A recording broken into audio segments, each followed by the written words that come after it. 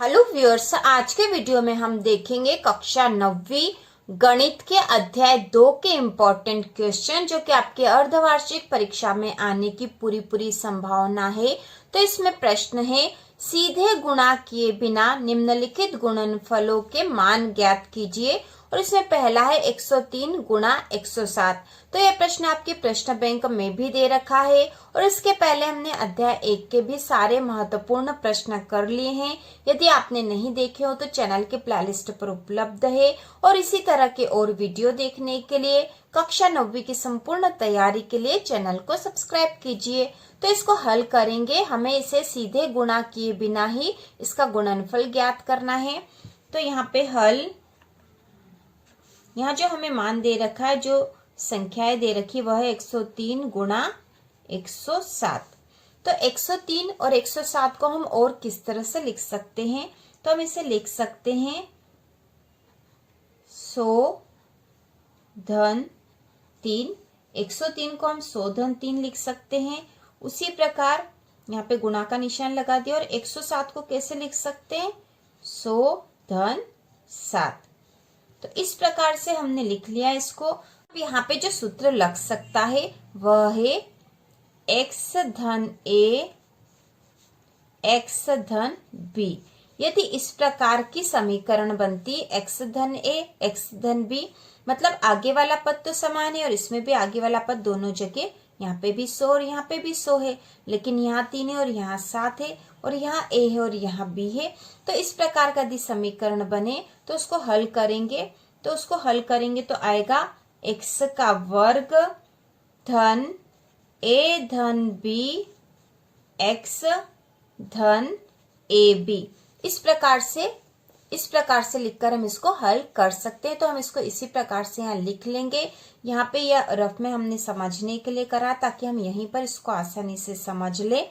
तो यह सूत्र लग जाएगा, यह सूत्र यहाँ बन रहा है x धन a x धन b वाला। और इसको इस प्रकार से हल करेंगे तो सबसे पहले x का वर्ग, तो x के स्थान पे क्या है? यहाँ पर 100 है, ठीक है। x धन a मतलब यहाँ 100 धन 3 है और x धन b के स्थान पर 100 धन 7 है। तो x के स्थान पे 100 है, a के स्थान पे 3 है और b के स्थान पे 7 है। तो सबसे पहले हमें x का वर्ग लिखना है। तो यहाँ हम लिखेंगे x के स्थान पे 100 है तो यहाँ हो जाएगा 100 का वर्ग धन a धन b है तो a के स्थान पे 3 है, 3 धन b के स्थान पे 7 है और इसके गुणा में है x मतलब 100 धन ए बी। तो a के स्थान पे 3, b के स्थान पे 7, तो ए बी का यहाँ गुणा होगा। अब इसको और हल कर लेंगे हम। तो यहाँ 100 का वर्ग है मतलब 100 का 100 में गुणा, तो 100 का 100 में गुणा होगा तो पीछे 4 जीरो लग जाएगी, 1 2 3 4 जीरो और 1 आ जाएगा। धन 7 और 3 हो जाएंगे 10, ठीक है। 7 और 3 हो जाएंगे यहाँ पे 10 और इसके गुणा में है 100 धन 7 का 3 में गुणा होगा तो 7 या 21 हो गया है और हल हो जाएगा। ये लिख देंगे हम यहाँ पे इसी प्रकार से। ये 10,000 है, 100 का 10 में गुणा करा तो यहाँ हो जाएगा 1000 धन 21। इसको हम जोड़ लेंगे तो ये हो जाएगा 10,000 और 1 11,000 और 21, तो ये हो जाएगा 11,021 11,021, ठीक है। तो इस प्रकार से जुड़ जाएगा। आप इसको यहाँ पे भी जोड़ सकते हो। तो यहाँ पे था 10,000 और इसके नीचे हम लिखेंगे 1,000 और इसके नीचे 21 आ जाएगा तो ये हो जाएगा 11,021। तो इस प्रकार हम जोड़ के लिख देंगे और यही इसका आंसर है। हमने बिना सीधा गुणा किए इसको हल किया है। इसके बाद अगला प्रश्न है, इसी में सीधा गुणा किए बिना इसका गुणनफल ज्ञात करना है। तो यहाँ पे संख्याएं हमें दे रखी 95 गुणा 96। तो हम इसको हल करेंगे। इसको 95 और 96 को हम लिख सकते हैं 100 ऋण 5 गुणा 100 ऋण 4, क्योंकि 100 में से 5 घटा देंगे तो 95 हो जाएंगे और 100 में से 4 घटा देंगे तो 96 हो जाएंगे। अब यहाँ पे भी हम यही सूत्र लगाएंगे, x धन a और x धन b वाला, ठीक है। x धन a और x धन b वाला सूत्र लगाएंगे। तो यहाँ पे हम इसको इस प्रकार से भी लिख सकते हैं कि 100 धन ऋण 5 गुणा 100 धन ऋण 4।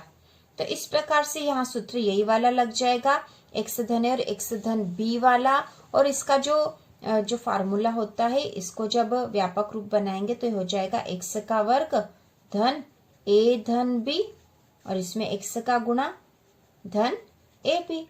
तो इसी प्रकार से इसको हल कर लेंगे। तो यहाँ पे x के स्थान पे 100 है, दोनों जगह 100 है। यहाँ पर x धन a x धन b में x 100 है और a के स्थान पर है ऋण 5 और b के स्थान पे ऋण का 4। तो इसको हल करेंगे, x का वर्ग मतलब 100 का वर्ग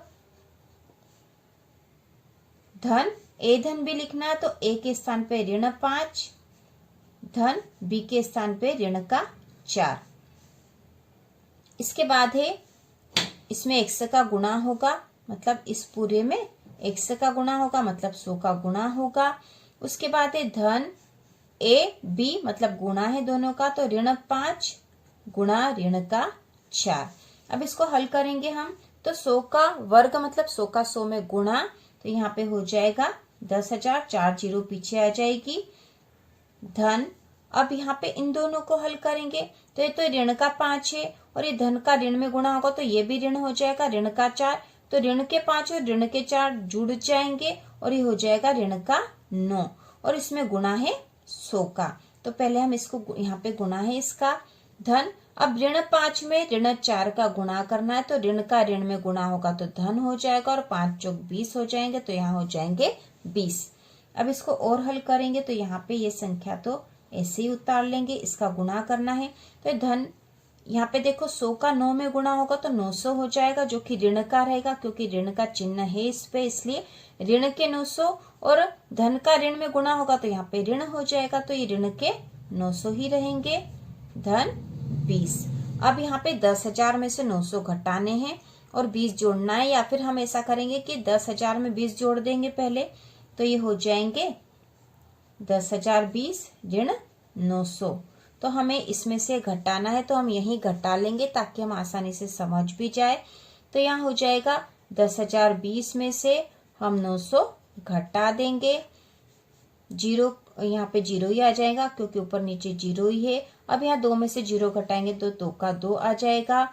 अब यहाँ पे इधर से उधार लेंगे तो यहाँ हो गया 10, 10 में से 9 घटाए तो 1 बचा और यहाँ पे बचा है 9, तो 9,120 आए हैं। हम यहाँ लिख देंगे 9,120 और यही इसका आंसर है, जो कि हमने बिना सीधे गुणा किए इसको हल करा और यहाँ इसका आंसर आया है 9,120। के बाद अगला प्रश्न है 104 गुणा 96। तो इसको भी हम हल करेंगे, इसे भी उसी विधि से हमें हल करना है। तो यहाँ पे 104 को हम किस प्रकार से लिख सकते हैं, हम लिख सकते हैं 100 धन 4, ठीक है, और गुणा 96 को हम लिख सकते हैं 100 ऋण 4। 100 में 4 जोड़ेंगे तो 104 हो जाएंगे और 100 में से 4 घटाएंगे तो 96 हो जाएंगे। तो यहाँ पे हमें जो सूत्र मिल रहा है वो देखो, यहाँ पे इसको ये 100 है और यहाँ पे भी 100 है और यहाँ पे भी 4 है और यहाँ पे भी 4 है।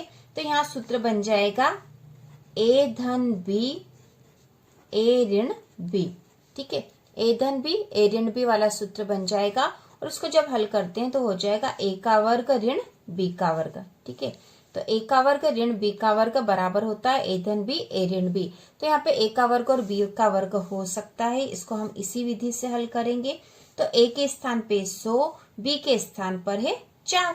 तो a के स्थान पे 100 है तो यहाँ हो जाएगा 100 का वर्ग ऋण b के स्थान पर 4 है तो हो जाएगा 4 का वर्ग। तो 100 का वर्ग करेंगे तो यहाँ पर हमें मिल जाएगा 10,000 ऋण 4 का वर्ग करेंगे तो हो जाएगा 16। तो 10,000 में से 16 घटा देंगे तो यहाँ बचेगा 9,984। हम यहाँ पे घटा के भी देख सकते हैं। यहाँ पर ये 10,000 में से हम 16 घटाएंगे तो यहाँ पे हो जाएगा 10, 10 में से 6 गए तो बचे 4, यहाँ पे बचा 9, 9 में से 1 गया तो 8 और यहाँ बचा है 9 और ये भी बचा है 9। तो 9984 आए हैं और यही इसका आंसर है। तो इस प्रकार हमने सीधे गुणा किए बिना गुणनफल निकालने वाले सवाल कर लिए, जो कि वेरी इंपॉर्टेंट है, अधिकतर एग्जाम में पूछे जाते हैं। तो इसी प्रकार के और वीडियो देखने के लिए, अध्याय 2 के बाकी महत्वपूर्ण प्रश्नों को देखने के लिए चैनल को सब्सक्राइब कीजिए।